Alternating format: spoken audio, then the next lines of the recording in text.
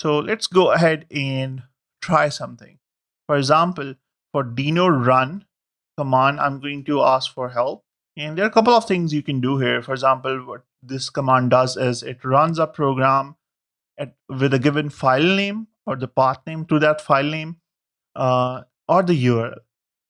For example, with URL, we can run this particular command and we can grant all the permissions by typing -a, or we can just grant the permissions to read and use the network by using these two flags. Remember that right now you have to define these flags right after run, not after this command. It wouldn't just work that way.